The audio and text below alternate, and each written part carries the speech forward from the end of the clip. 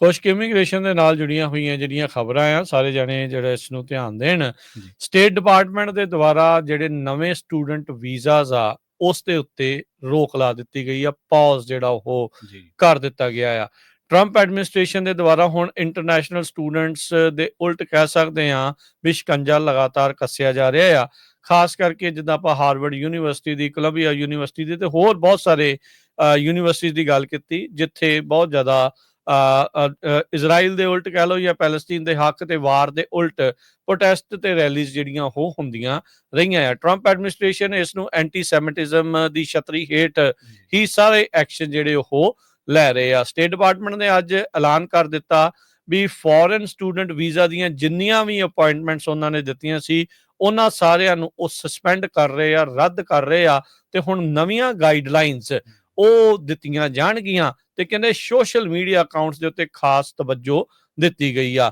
ਇੱਕ internal cable Washington post ਦੇ ਹੱਥ ਲੱਗਣ ਤੋਂ ਬਾਅਦ ਚ ਉਹ ਇਸ ਨੂੰ ਜਿਹੜਾ ਹੁਣ ਰਿਪੋਰਟ ਕਰ ਰਿਹਾ। Effective immediately in preparation for an expansion of required social media screening and vetting, consular section should not add any additional student or exchange visitor visa appointment capacity until further guidance is issued. So e-visas, M visas, J visas ਤੇ ਜਿਹੜੇ student F1 ਜਿਹੜੇ visas ਹੁੰਦੇ ਆ, ਉਹਨਾਂ ਸਾਰਿਆਂ ਦੇ ਉੱਤੇ, ਉਹਨਾਂ ਦੀਆਂ ਅਪਾਇੰਟਮੈਂਟਸ ਦੇ ਉੱਤੇ ਉਹਨਾਂ ਨੇ ਹੁਣ ਸਸਪੈਂਸ਼ਨ ਲਾ ਦਿੱਤੀ ਆ। ਨਵੀਂ ਕੋਈ ਵੀ ਜਿਹੜੀ ਆ ਸਟੂਡੈਂਟ ਵੀਜ਼ੇ ਦੀ ਜਾਂ ਐਕਸਚੇਂਜ ਵਿਜ਼ਟਰ ਸਟੂਡੈਂਟ ਵੀਜ਼ੇ ਦੇ ਜਿਹੜੇ ਪ੍ਰੋਗਰਾਮਸ ਆ, ਉਸ ਵਿੱਚ ਅਪਾਇੰਟਮੈਂਟ ਹੁਣ ਨਹੀਂ ਦਿੱਤੀ ਜਾਊਗੀ। ਇਸ ਡਾਕੂਮੈਂਟ ਦੇ ਬਾਰੇ ਪਹਿਲਾਂ ਪੋਲੀਟੀਕੋ ਜਿਹੜੀ ਮੈਗਜ਼ੀਨ ਆ, ਉਹਨਾਂ ਨੇ ਵੀ ਰਿਪੋਰਟ ਕੀਤਾ ਸੀ। ਸੀਨੀਅਰ ਸਟੇਟ ਡਿਪਾਰਟਮੈਂਟ ਆ, ਉਹਨਾਂ ਨੇ ਇਸ ਨੂੰ ਕਨਫਰਮ ਕੀਤਾ ਵਾਸ਼ਿੰਗਟਨ ਪੋਸਟ ਦੀ ਜਿਹੜੀ ਇਸ ਰਿਪੋਰਟ ਨੂੰ, ਵੀ ਇਹ ਜਿਹੜੀ ਕੇਬਲ ਤੁਹਾਨੂੰ ਸਸਪੈਂਸ਼ਨ ਆਫ ਵੀਜ਼ਾ ਪ੍ਰੋਸੈਸਿੰਗ ਦੀ ਗੱਲ ਸੁਣੀ ਆ, ਉਹ ਦੁਰਸਤ ਹੈਗੀ ਆ। ਸੋ ਹਾਰਵਰਡ ਸਰਟੀਫਿਕੇਸ਼ਨ ਦੀ ਭਾਲ ਦੇ ਵਿੱਚ ਆ ਵੀ ਉਹਨਾਂ ਨੇ ਦੁਬਾਰਾ ਜਿਹੜੇ ਫੋਰਨ ਸਟੂਡੈਂਟਸ ਨੂੰ ਐਡਮਿਟ ਕੀਤਾ ਗਿਆ ਆ, ਉਹ ਕਿੱਦਾਂ ਬਰਕਰਾਰ ਰੱਖਣਾ ਆ। ਜਿਹੜੀਆਂ ਸਟੂਡੈਂਟ ਦੀਆਂ ਡੈਪੂਟੇਸ਼ਨਸ ਆ, ਉਹਨਾਂ ਨੂੰ ਕਿੱਦਾਂ ਜਿਹੜਾ ਉਹ ਰੋਕਣਾ ਆ। ਉਹ ਲੀਗਲ ਫਾਈਟ ਬੈਟਲ ਜਿਹੜੀ ਉਹ ਚੱਲੇਗੀ। ਉਸੇ ਦਰਮਿਆਨ ਨਵੀਆਂ ਜਿਹੜੀਆਂ ਸਟੂਡੈਂਟ ਵੀਜ਼ਾ ਐਪਲੀਕੇਸ਼ਨਸ ਜਾਂ ਅਪਾਇੰਟਮੈਂਟਸ ਆ, ਉਹਨਾਂ ਨੂੰ ਹਾਲ ਦੀ ਘੜੀ ਇਹਨਾਂ ਨੇ ਰੋਕ ਦਿੱਤਾ ਆ। ਸੋ ਮੁੱਕਦੀ ਗੱਲ ਆ ਵੀ ਤੁਹਾਡਾ ਫੇਸਬੁੱਕ, ਸਨੈਪਚੈਟ, ਇੰਸਟਾਗ੍ਰਾਮ, ਟਿਕਟੌਕ ਉੱਤੇ ਕੀ ਲਿਖਿਆ, ਕਿਹੜੇ ਨਾਵਾਂ ਦੇ ਨਾਲ ਤੁਸੀਂ ਲਿਖਿਆ, ਅਮਰੀਕਾ ਦੇ ਉਲਟ ਲਿਖਿਆ, ਹੱਕ 'ਚ ਲਿਖਿਆ, ਇਜ਼ਰਾਈਲ ਦੇ ਹੱਕ 'ਚ ਲਿਖਿਆ, ਉਲਟ 'ਚ ਲਿਖਿਆ, ਉਹ ਸਾਰੀਆਂ ਚੀਜ਼ਾਂ ਹੁਣ ਹਾਲ ਦੀ ਘੜੀ ਕਾਫੀ ਜ਼ਿਆਦਾ ਜਿਹੜੀਆਂ ਉਹ ਅਸਰ ਪਾਉਣਗੀਆਂ।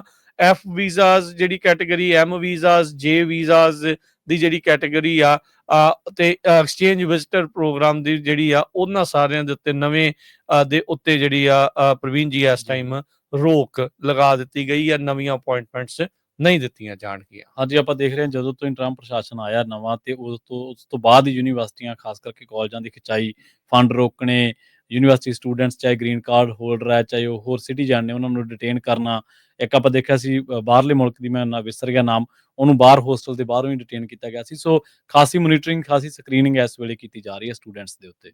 ਇੱਕ ਹੋਰ ਜਿਹੜੀ ਇਮੀਗ੍ਰੇਸ਼ਨ ਨਾਲ ਸੰਬੰਧਿਤ ਖਬਰ ਦੇ ਵਿੱਚ ਰਾਸ਼ਟਰਪਤੀ ਟਰੰਪ ਨੇ ਸੁਪਰੀਮ ਕੋਰਟ ਨੂੰ ਆਖਿਆ ਆ ਵੀ ਉਹ ਇੰਟਰਵੀਨ ਕਰਨ। ਜਿਹੜੀ ਸਾਊਥ ਸੁਡਾਨ ਦੀਆਂ ਡੈਪੂਟੇਸ਼ਨਸ ਆ, ਇੱਕ ਡਿਸਟ੍ਰਿਕਟ ਕੋਰਟ ਦੇ ਜੱਜ ਨੇ ਰੋਕੀਆਂ ਆ। ਜਿਹੜੇ ਡਿਸਟ੍ਰਿਕਟ ਕੋਰਟ ਦੇ ਜੱਜ ਆ, ਉਹਨਾਂ ਨੇ ਰੋਕ ਲਾ ਦਿੱਤੀ ਸੀ ਵੀ ਜਿਹੜੇ ਹੋਰ ਮੁਲਕਾਂ ਦੇ ਜਿਹੜੇ ਸਿਟੀਜ਼ਨ ਆ, ਉਹਨਾਂ ਨੂੰ ਤੁਸੀਂ ਸਾਊਥ ਸੁਡਾਨ ਦੇ ਵਿੱਚ ਡਿਪੋਰਟ ਨਹੀਂ ਕਰ ਸਕਦੇ।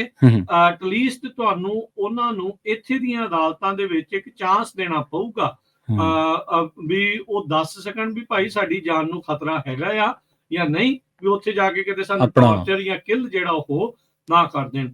ਸੋ ਟਰੰਪ ਐਡਮਿਨਿਸਟ੍ਰੇਸ਼ਨ ਹੁਣ ਸੁਪਰੀਮ ਕੋਰਟ ਦੇ ਕੋਲ ਗਿਆ ਆ, ਤੇ ਉਹਨਾਂ ਨੇ ਕਿਹਾ ਵੀ ਇਸ ਲੋਅਰ ਕੋਰਟ ਦੀ ਰੂਲਿੰਗ ਦੇ ਉੱਤੇ ਉਹ ਰੋਕ ਲਾਉਣ, ਤੇ ਜਿਹੜੀ ਸਰਕਾਰ ਆ ਉਹ ਆਪਣੀ ਜਿਹੜੀ ਡੈਪੂਟੇਸ਼ਨ ਦਾ ਕੰਮ ਜਿਹੜਾ ਚਲਾ ਰਹੀ ਆ, ਵੀ ਹੋਰ ਮੁਲਕਾਂ ਦੇ ਲੋਕਾਂ ਨੂੰ ਜਿਹੜੀ ਡਿਪੋਰਟ ਕਰ ਰਹੇ ਆ, ਵੀ ਉਹ ਉਸੇ ਤਰੀਕੇ ਦੇ ਨਾਲ ਕਰਦੇ ਰਹਿਣ। ਸੋਲਿਸਿਟਰ ਜਨਰਲ ਡੀ ਜੌਨ ਸੌਰ, ਉਹਨਾਂ ਨੇ ਕੋਰਟ ਫਾਈਲਿੰਗ ਦੇ ਵਿੱਚ ਲਿਖਿਆ ਆ ਵੀ ਕਹਿੰਦੇ ਵੀ ਸਿੰਗਲ ਫੈਡਰਲ ਜੱਜ ਦੇ ਕੋਲ ਇਹ ਅਖਤਿਆਰ ਨਹੀਂ ਹੋਣਾ ਚਾਹੀਦਾ ਵੀ ਐਡਮਿਨਿਸਟ੍ਰੇਸ਼ਨ ਦੀ ਨੇਸ਼ਨ ਵਾਈਡ ਜਿਹੜੀ ਐਫਰਟ ਆ, ਉਸ ਉੱਤੇ ਉਹ ਬ੍ਰੇਕਾਂ ਇਸ ਤਰੀਕੇ ਦੇ ਨਾਲ ਲਾ ਦੇਣ।